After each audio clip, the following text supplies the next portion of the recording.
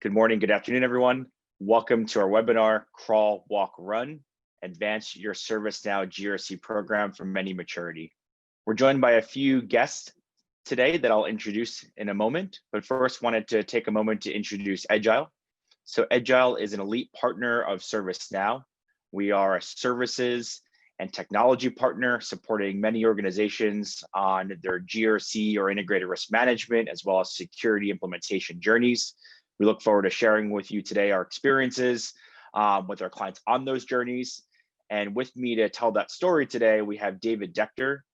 David Decter and myself, we are the two practice partners and leaders at Edgile for our ServiceNow risk and security practice. We're also joined by Will Mathias. Will is one of our technical directors and will be supporting us in some of the demonstrations, as well as Jay Dial, who's a senior manager and our lead senior solution architect for ServiceNow. We also like to let you know that we have Cliff Harris here from ServiceNow, and Cliff is a GRC risk specialist, and we work very closely with Cliff and a lot of his clients on a lot of the solutions that we'll be unpacking shortly today. So special thanks in advance to Cliff for joining us today. And with that, I'm going to turn it over to Cliff to get us going in terms of the agenda and some level setting. Thank you. All righty. So I was really excited to be asked to do this, mostly because the number one question I get from clients is usually, how do I begin the journey? How do I advance it? And then how do I get the most out of the product?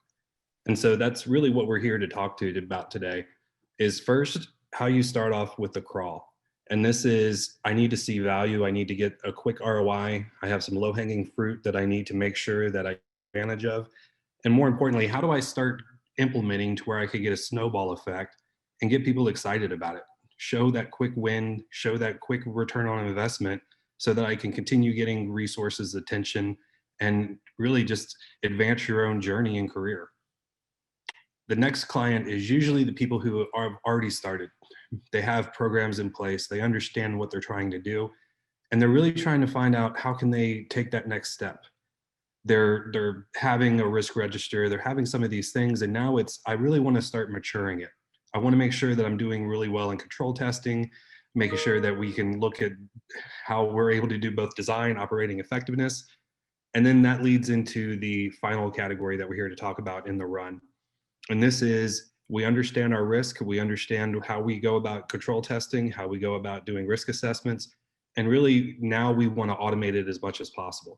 How can we start so that we have a decision engine? We can show evidence warehouse. How can we get the most bang for the buck for both ourselves, share evidence with external auditors, other people, maybe you're bidding on contracts and you need to be able to show compliance with particular regulatory requirements.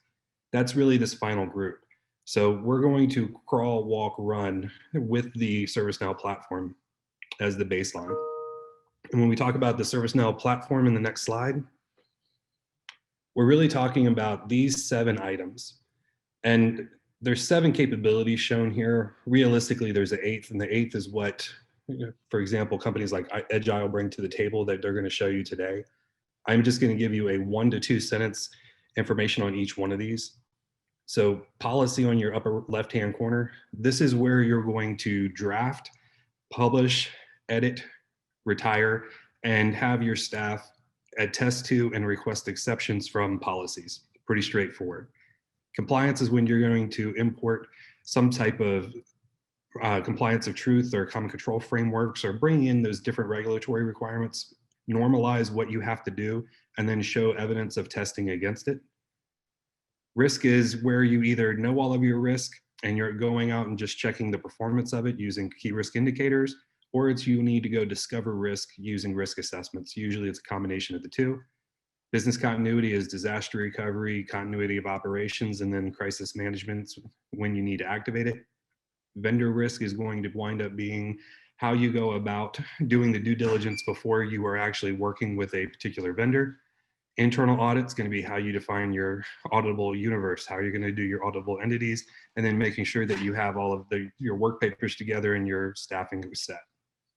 Finally, privacy. This is going to be where you're able to go out and do your DPIA assessments. You're able to do some of these other privacy-based assessments, looking to see where you have potential concerns, where you have risk in that regard. That's high level capability. We're going to focus mostly on the first three today, diving into some of the others. And we're going to start with a crawl, which I'm looking forward to hearing Brian talk about. Yeah, and Cliff, and before we jump there, I think really the power of all of these 7 capabilities, though, is really the platform that it sits on top of, which you kind of see in the gray boxes here. Edgile, we've been in the GRC and technology implementation business for nearly 20 years now, but we've made a decision as an organization to exclusively pivot to partnering with ServiceNow and organizations, on ServiceNow, GRC, and IRM. And a lot of those reasons are because some of the platform-wide capabilities that we're seeing here, things like the CMDB, like service catalog, like orchestration, discovery, you really own the workflow at the company. And we really think that's that user experience, if you will, that folks are looking for as it relates to things around GRC risk and compliance. Without question. And just an example of the power. I was married last week, went on the honeymoon, just a quick one because of COVID. While we were there, I was able to do a quick web-based search using a virtual agent on my mobile device to ask about benefits, and I was able to put in a ticket to get her added to benefits right then and there. So just the power of the platform being that single database, and you can see how some of the different items are built up on top of it. It's phenomenal. So looking forward to it. That's great. No, thanks, Cliff, and thanks for joining us. So, as we'll see on the next slide, we're going to get us moving with the crawl segments here. And you'll see that we've also kind of segmented this out. So you'll see people kind of come and go depending on where folks are at in their journey. Some might, look to stay, and we hope you do for the entire webinar as well. But we're going to try to keep the time so we can make sure we get through everything here. So first, let's talk about the crawl aspect of things. We really want to focus on folks getting quick time to value through their GRC implementations. I think there's this preconceived notion, if you will, that in order to get value from a GRC program or a GRC implementation, that it's going to take, multiple months or oftentimes years before that ROI starts to come through. So what Edgile has been able to do, through our years of experience implementing GRC programs, through working with folks in a variety of industries, building accelerators, have really, focused our first phase on delivering foundational value in a 6-week period of time. You'll see on the left-hand side here, reference to a few Edgile, what we call applications under the umbrella called ARC, which is Automated Regulatory Compliance. So we have a industry content offering, if you will, which is the first one here, where we are bringing to the table over 500 industry laws, regulations, mandates, and standards that we've harmonized together to seed a risk register. And that risk register is really focused on both compliance requirements, integrating that with risk. So if you go to store.servicenow.com, you'll actually see the over 20 plus applications under the ARC umbrella, if you will, that we have to seed, if you will, GRC to get folks up and running with their various mandates and obligations. Kind of then from there, helping to sustain, the changes that exist both internally with your own policies, as well as with, what the regulators are saying and the different mandates that come down.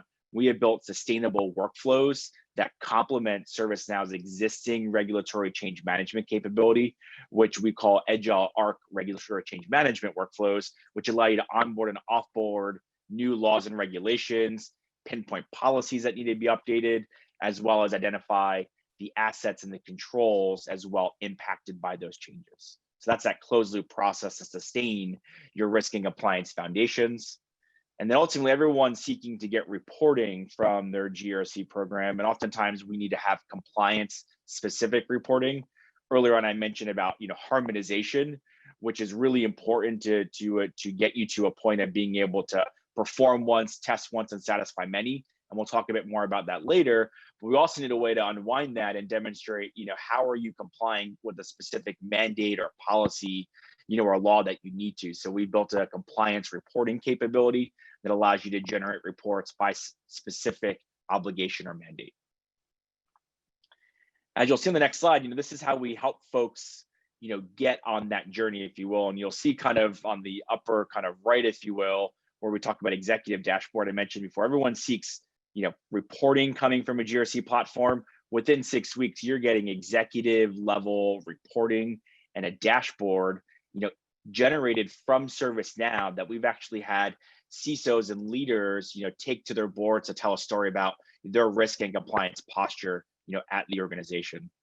So really the 6-week journey that we take folks on starts with those content foundation. That's an Edgile ARC content, if you will. We'll select an industry specific content pack. We'll select the various mandates and authority documents that are most important to you. We'll onboard your own policies and standards as well to integrate that into the framework, if you will. We'll understand your risk methodology, and we'll essentially work through a process to identify what the inherent and residual risk values are and seed the risk register. So it's a 6-week journey. We've done this dozens and dozens of times to get folks up and running here. And it's really the foundations, if you will, that you'll be able to build on for the rest of your journey. I did have one question. When you see that executive dashboard right there, is that something that you guys have done previously? Is that an example, or is that built in the tool?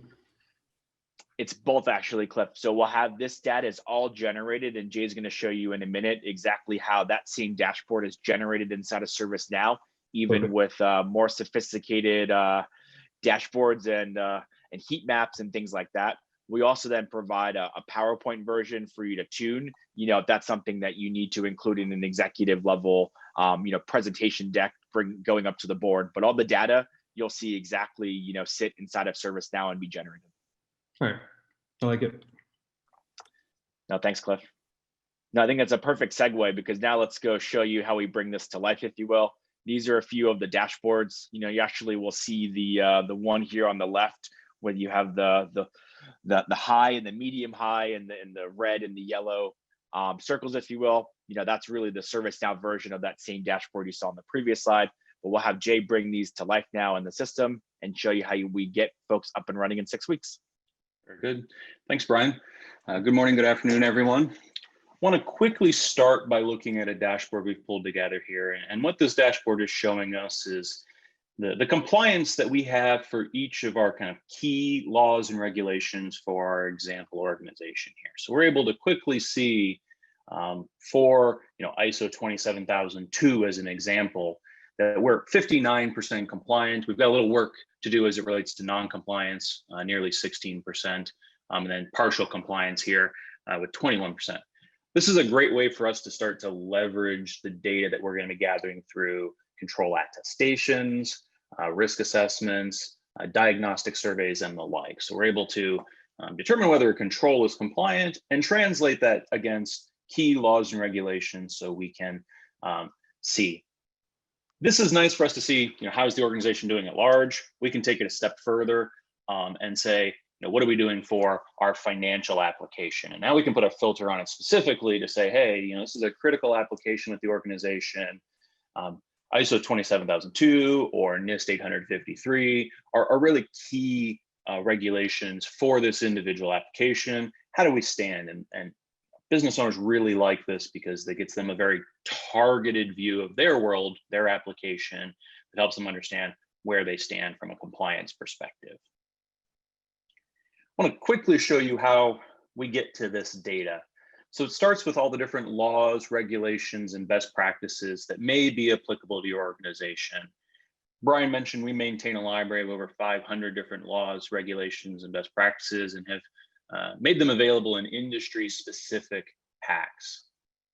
In our demo here, we're looking at 295 different laws, regulations, and best practices. And we're going to look at one in particular, NIST Cybersecurity Framework.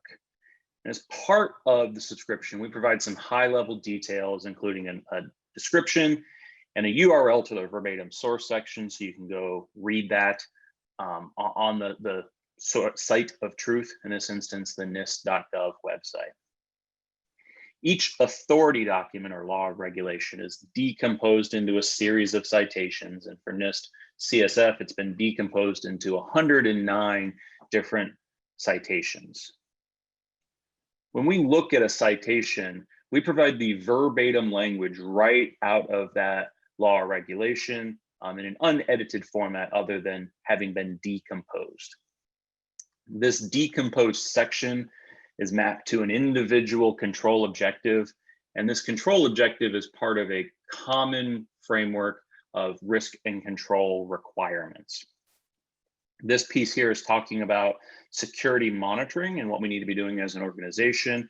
And when we look at the control objective, this is where it all starts to come together, and we start to drive towards that assess once, test once, satisfy many model. Within our control objective, we scroll down to the bottom quickly here, we can see that there are 184 different citations that have something to say about the topic of security monitoring. That includes some internal policies and standards, CIS, NIST, ISO, and on. This information is what ultimately feeds into that initial dashboard we saw earlier. We're leveraging the data from our instantiated controls to determine where we're compliant and not on an individual, law and mandate level. The other side of this coin is we were looking at a control objective here, and this would be applied against our operating environment as controls. But the other side of the coin is risk. And we have a library of risk statements that have also been defined and come as part of our content.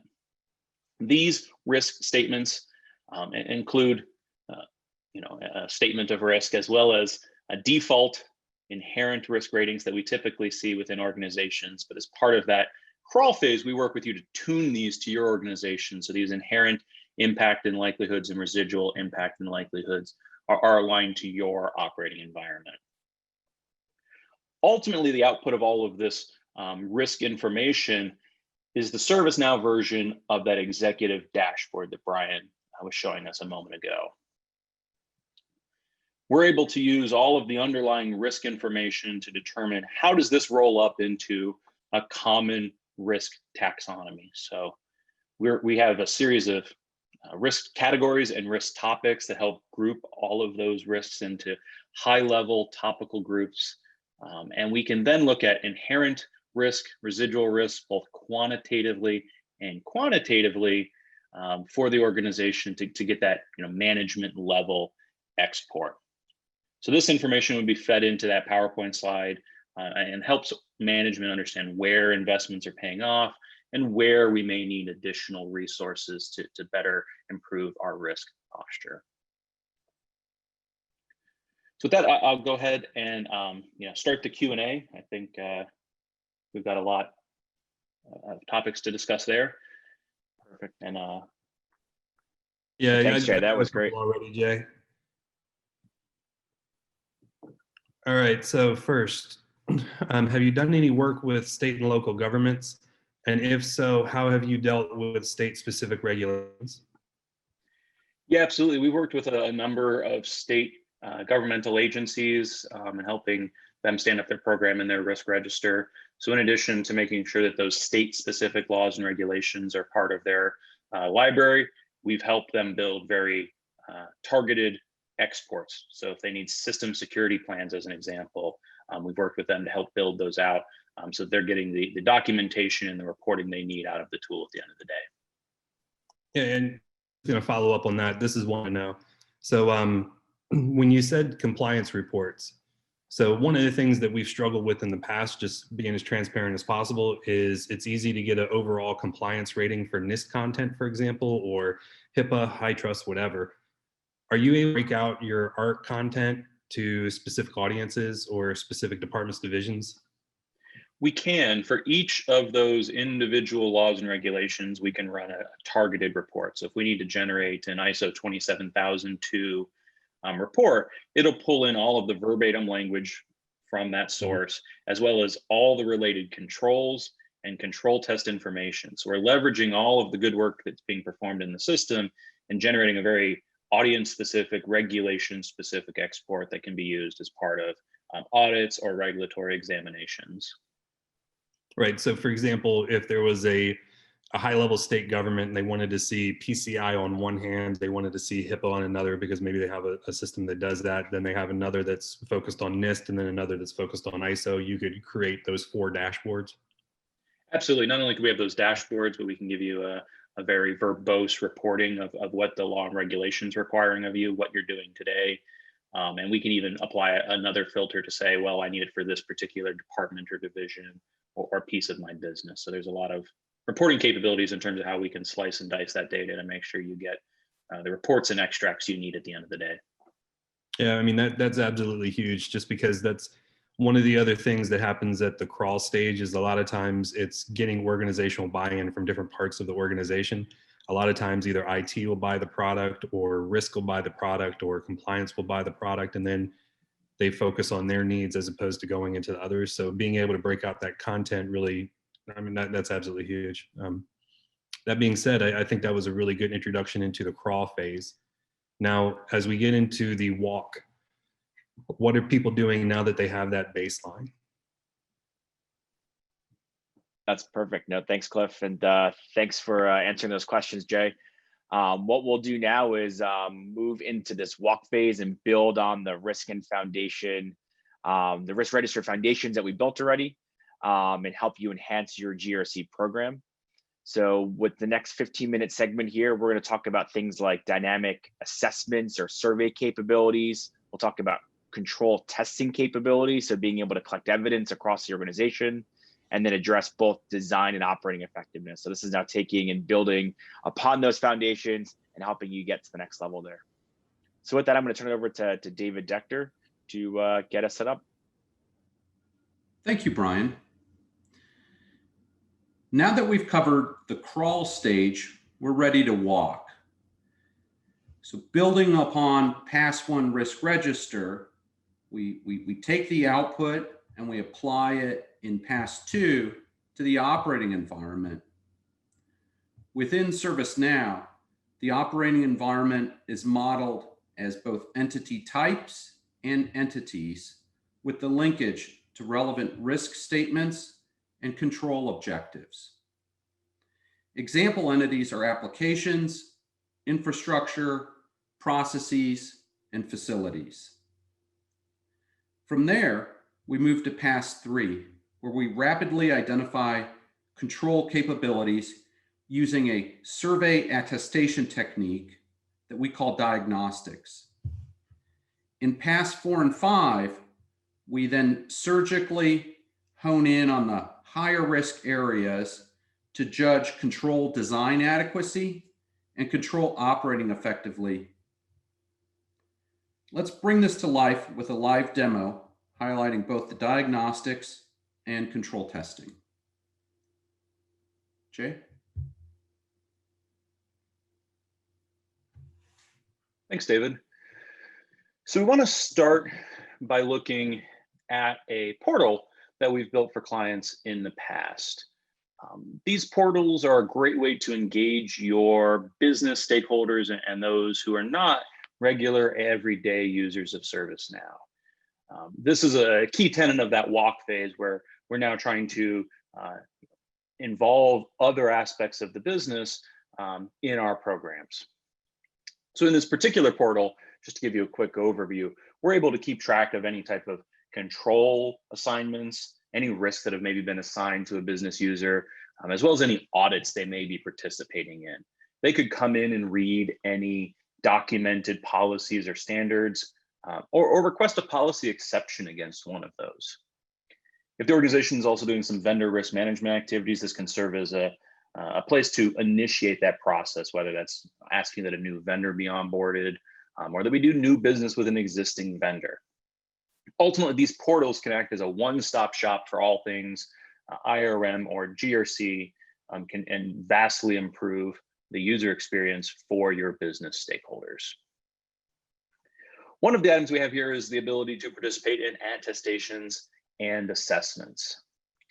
One of them we've built out here is a NIST cybersecurity specific diagnostic assessment. So this is really leveraging that cybersecurity assessment tool and really making sure that we're gathering the information from our business stakeholders that help us understand where risk may be present, where potentially we have compliance issues, and where we need to focus our efforts as we get into control documentation and ultimately control testing.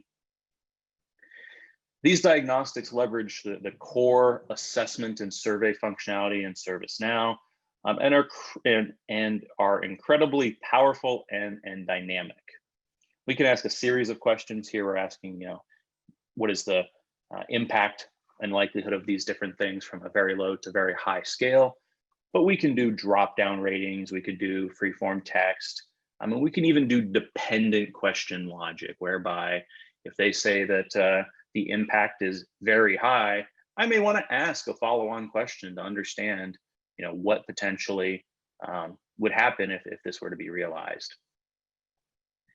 In addition to asking very meaningful and direct questions of our business stakeholders, we can build a scoring model to get you meaningful results.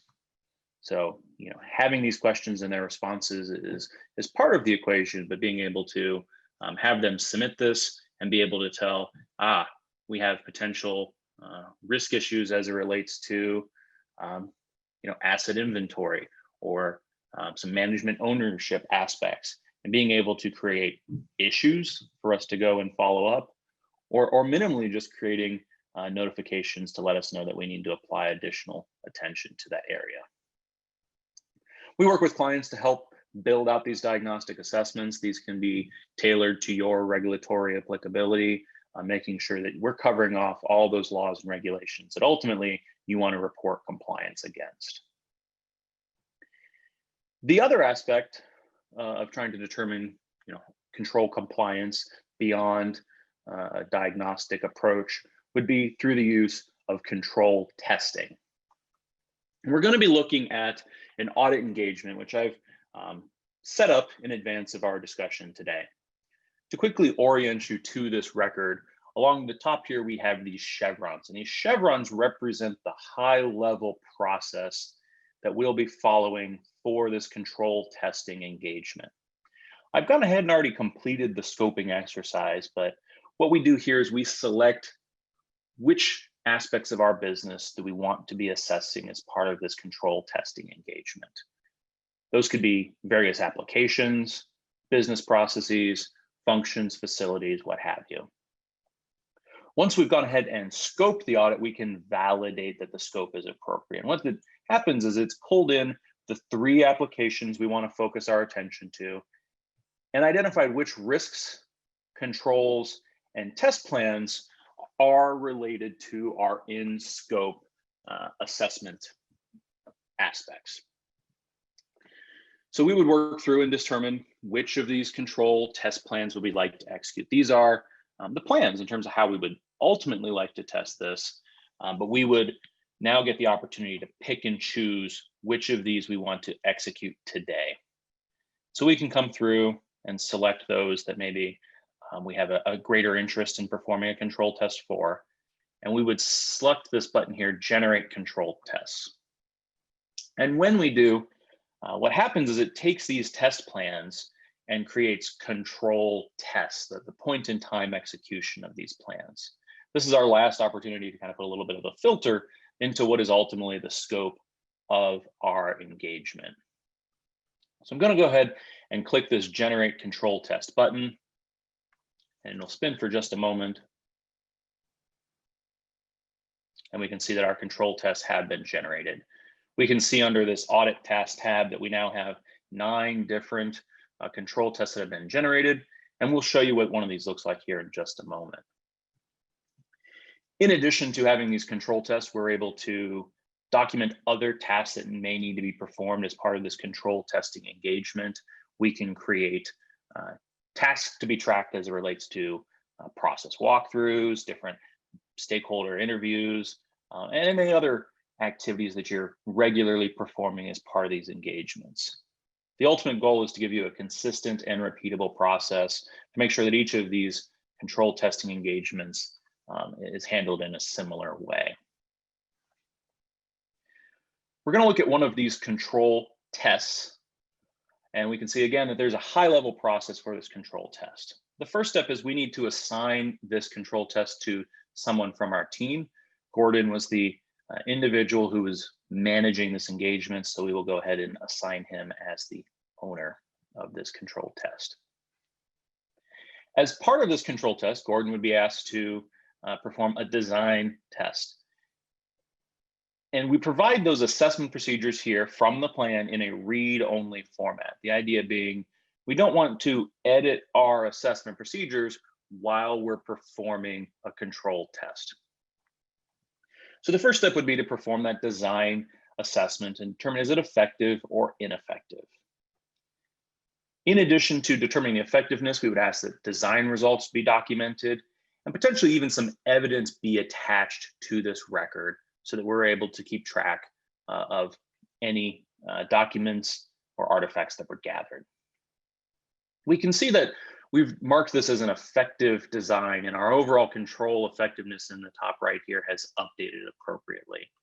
If we were to come and perform our operation test and found that this control is not operating as intended, the overall control effectiveness is updated to ineffective. We would run this through a process to review it, make sure that any of the evidence gathered was appropriate. But if we were to get through that process and close out this control test in an ineffective state, a few things would happen. And the first is ServiceNow would update that control compliance rating, which ultimately fed into the compliance dashboards we saw during the crawl stage. And it would also create an issue for us to go and manage this control test failure. This allows us to make sure that we don't inadvertently forget to document an issue and make sure that we have a consistent process in terms of how we go about handling failed controlled tests. We can see now that it's been linked and that our control status here has been updated to a non-compliant stage. This issues management process now is our opportunity to go and respond, determine the impact, and really make sure that we are handling any issues as it relates to our attestation and certification of account control test failure. Just a brief overview here is we can respond to this through remediation efforts, assigning tasks to the organization to remedy the problem.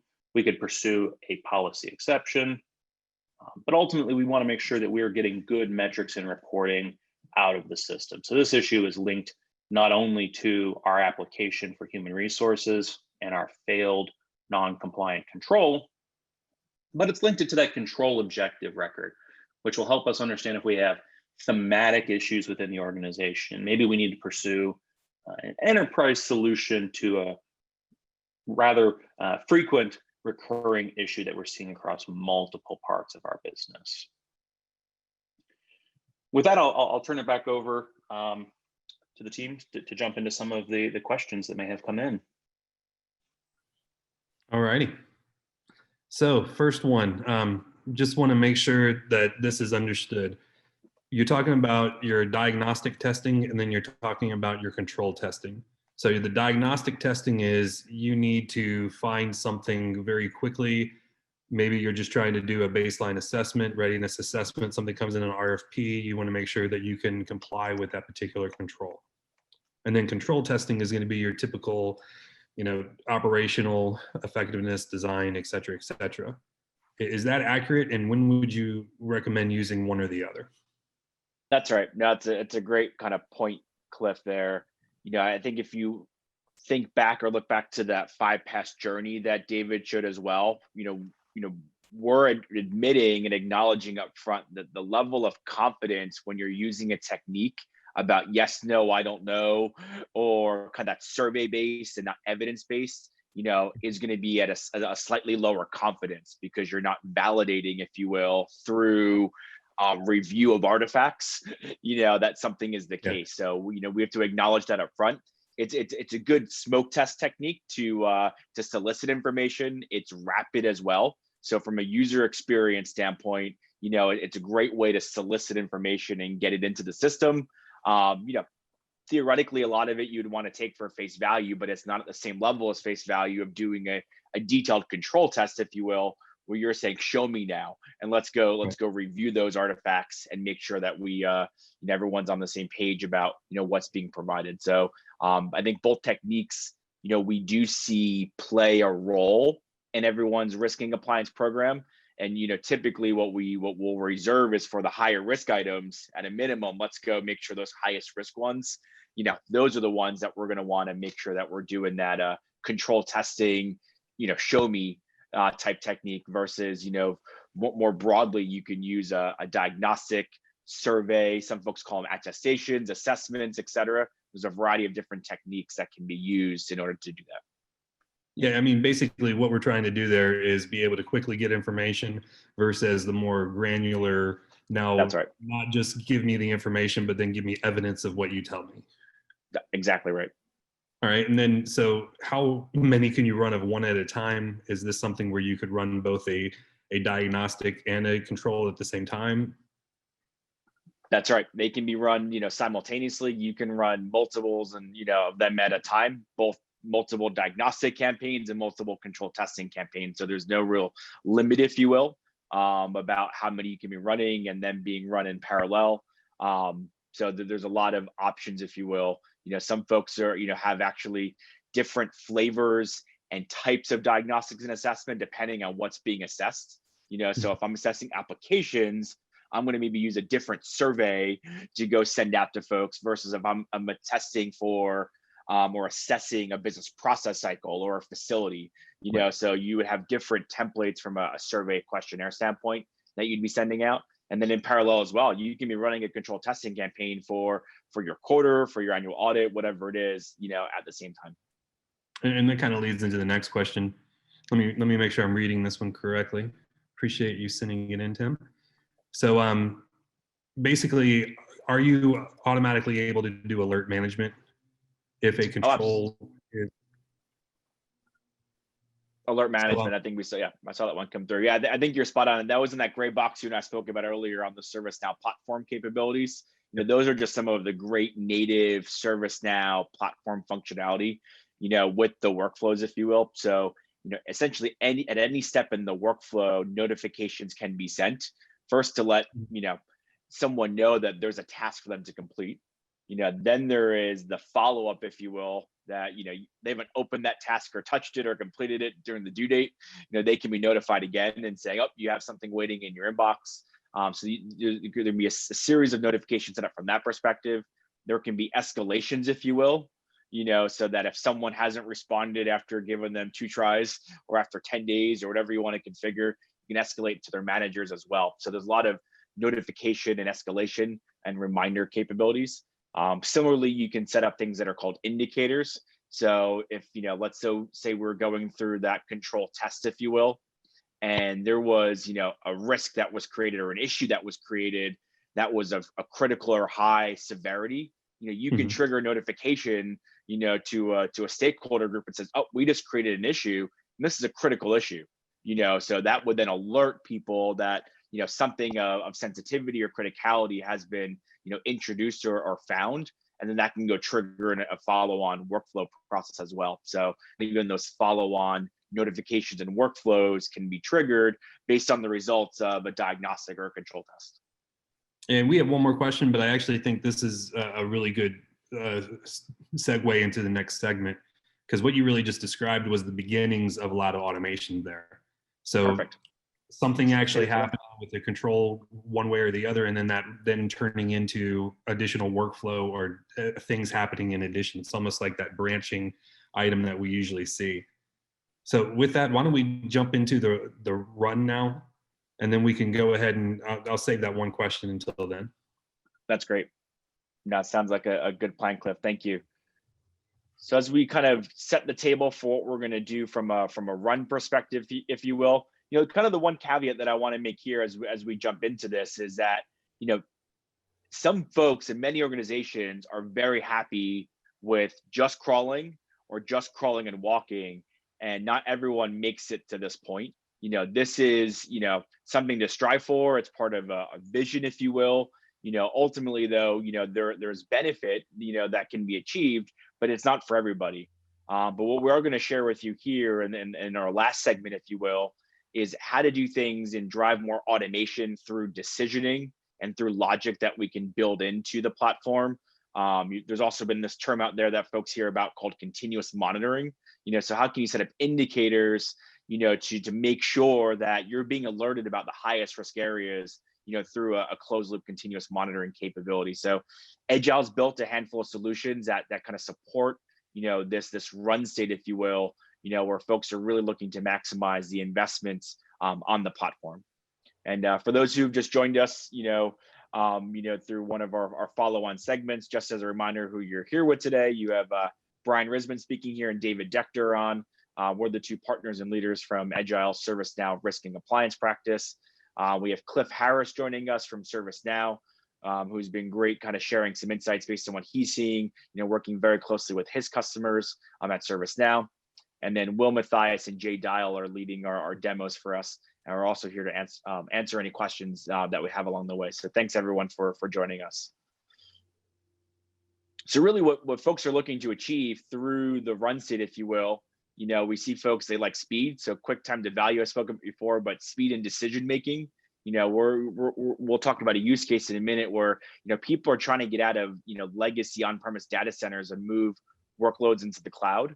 Well, they need quick decisioning in order to drive this, get the right people's fingerprints on items as they relate to compliance or privacy or audit, et cetera, in order to make those decisions, and work through the various tasks that they have. So, speed is very important. Obviously, not compromising quality along the way, is very important. So closed loop processes are really important to make sure that there is this continuous feedback loop, if you will. And ultimately the user experience, oftentimes we hear about things like audit fatigue and, people are being asked for the same type of evidence and the same document by multiple stakeholders. Well, what if there was a really, elegant and slick way to, achieve the ability to perform something once, test something once, and actually, gather evidence once, and then satisfy multiple, stakeholders, multiple audits, and things like that. So how can we improve the user experience? So that's really what we're looking to achieve, through the run stage here. And with that, I'm going to turn it over to David to unpack, two techniques that we found in order to that we've been able to bring to our customers to do this. Thank you, Brian. Audit fatigue, or that common complaint from the field that they're being assessed by multiple assurance functions for effectively the same thing. We've all heard the grumbles. With the evidence warehouse powered by ServiceNow, we can reuse validated evidence for multiple requests. We can facilitate the collection tasks and workflows to refresh the evidence, and ultimately empower your teams to achieve the assess once, test once, and satisfy many objective. On the next slide, we'll address the intake process using the decision engine. The decision engine is a versatile solution designed to provide the tools needed for multiple teams to self-serve and build it right the first time. Starting with the blue circle number 1, the business determines that they need a new application built or a workload migrated to the cloud. After completing an intake form and questionnaire, the decision engine will then kick off a closed loop process to address the life cycle of plan, build, and run. In plan, we receive classification ratings, inherent risk ratings, and guidance on which blueprints will be needed. In build, we have tasks to perform the configuration of the related configuration items or CIs, and those can likewise be linked to the CMDB.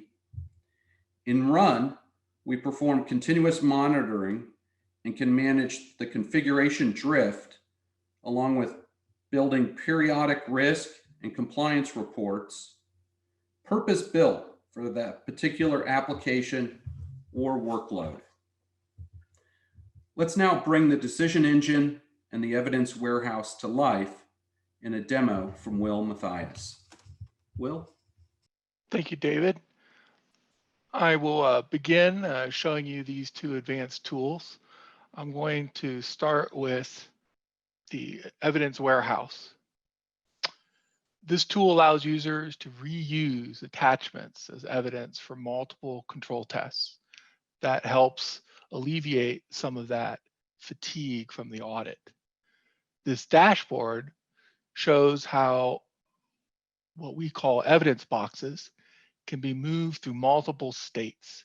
This provides an overview of all of the evidence boxes in the system. They start empty, move through a collection stage, and then they can be validated and reviewed. Once they're approved, they're in the prepared state. When they're attached to control tests, then they're marked as supplied.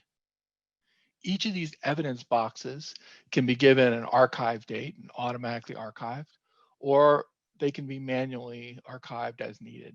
And that allows you to have some control over what evidence is out there. And it definitely makes it easier that you only have to collect it and you can share it multiple times. There is evidence collection tasks that are defined as part of this. So in that collection phase, you can assign different collection tasks to different users to collect different types of evidence, all going into that same evidence box. And as they move through closing those, that then adds it to that evidence box. I can show an example evidence box. This one here we created for PCI. As you can see, it has 2 attachments to it. There was an owner of this evidence box who's going to manage it. It went through a review process. These tasks were assigned to these collectors who had went through and gathered the evidence.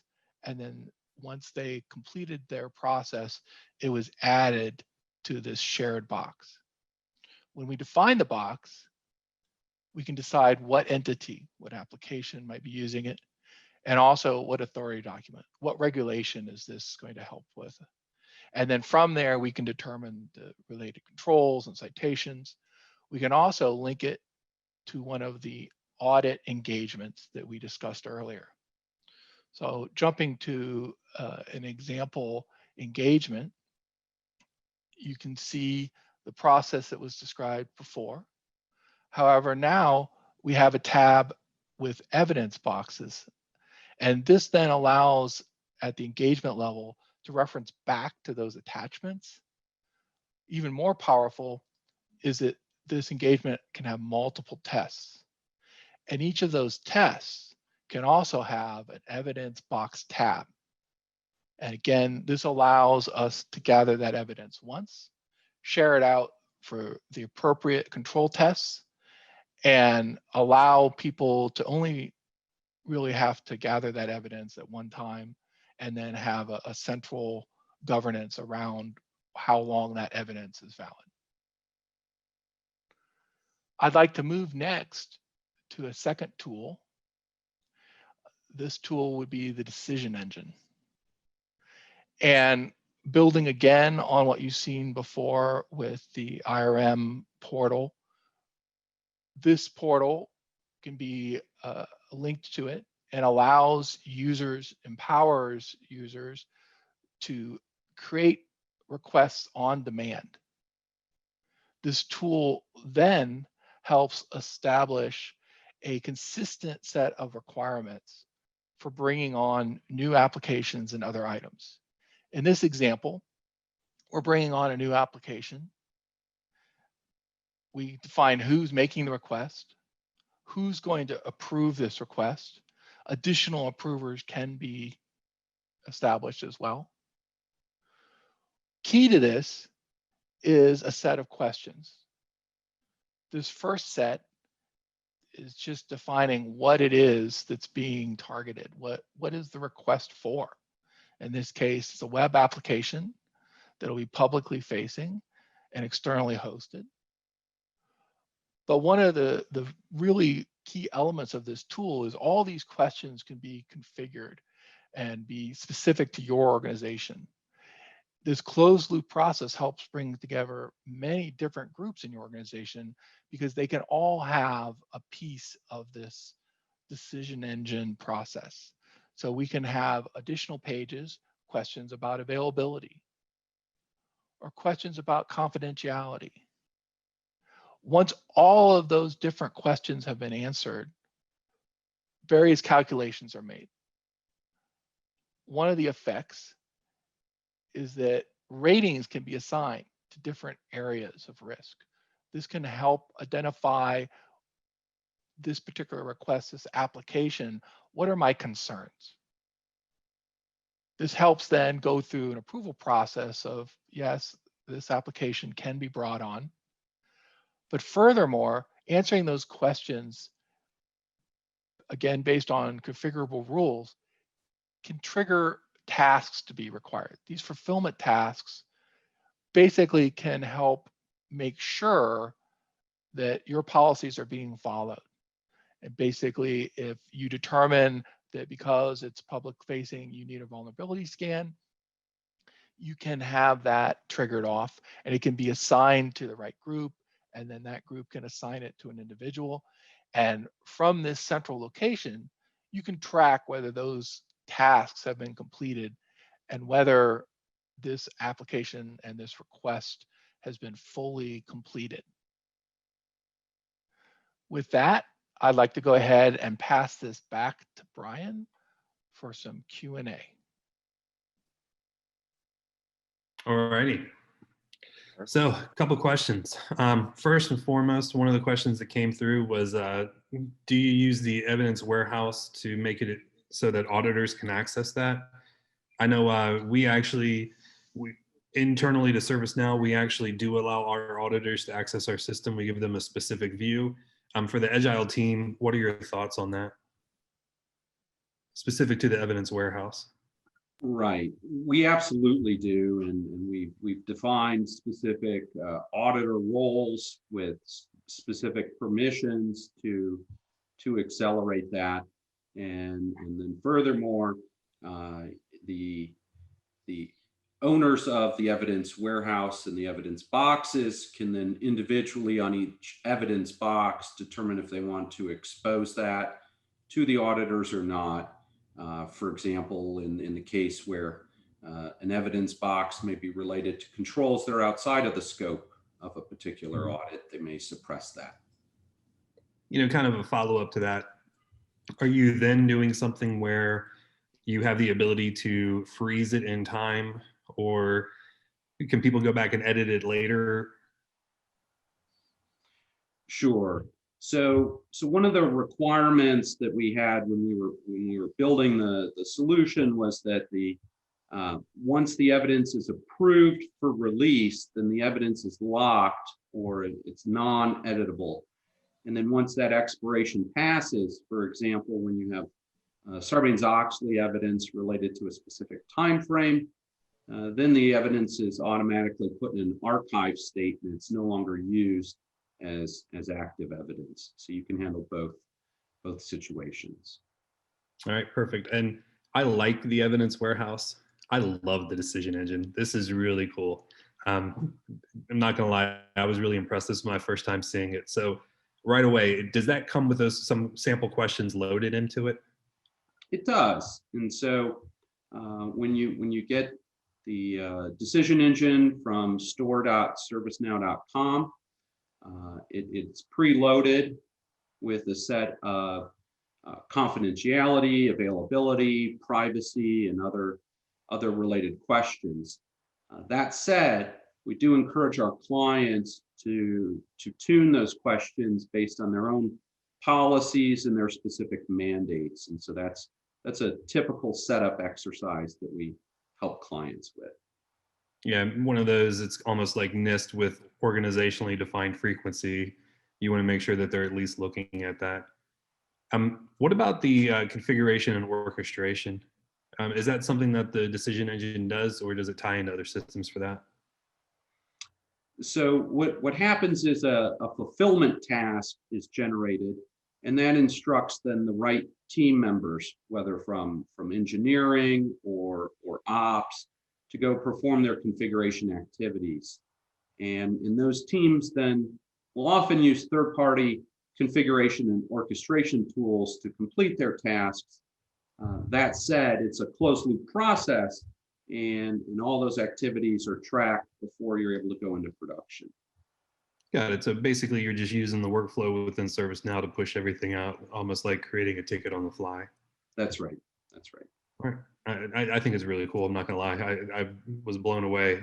I think honestly that was something that we should have just led with, and just could have just said. We got to take them on the journey, Cliff. It's but it really brings a lot of, I think one of the first opportunities we had a chance to deploy this for a customer, we had folks in the room from privacy, compliance, GXP, legal, ethics, all these different stakeholder groups who all got their fingers on the questions and the outputs, if you will. So if you think about, siloed functions at an organization and a way to increase that speed I talked about earlier to get everyone on the same page, this is a nice way to go do that. And then it, clearly lays out who's on first. Like, there's a follow-on task, or a consultation. Well, where are we at in the process? And it kind of, gives everyone kind of a cockpit view, if you will, of the status of working through the decisioning.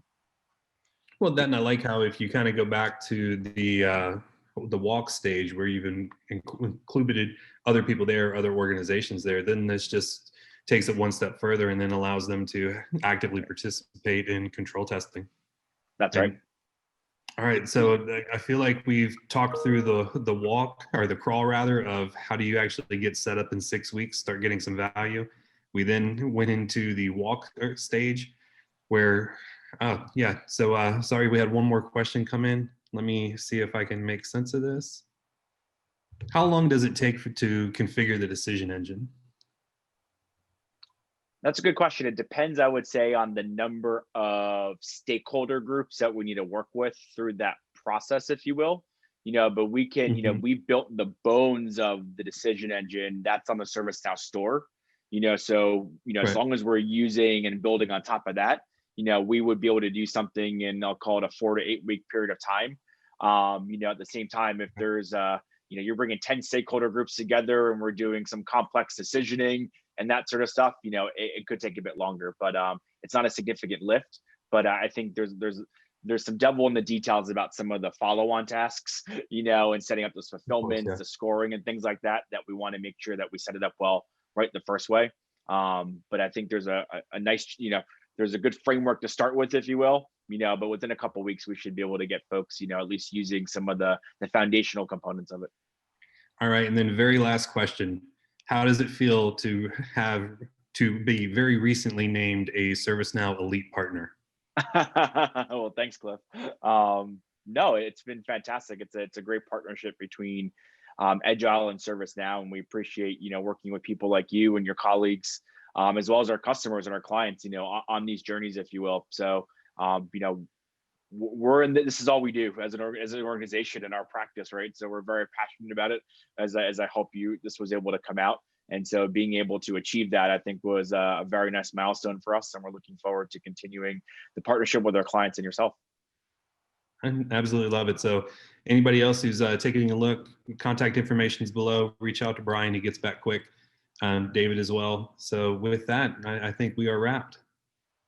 Fantastic. Thanks very much, Cliff. Thanks very much, team, for joining us, and to all of you who joined us on the webinar today. Thank you very much, and we look forward to speaking with you more. Take care, everyone. Have a good one.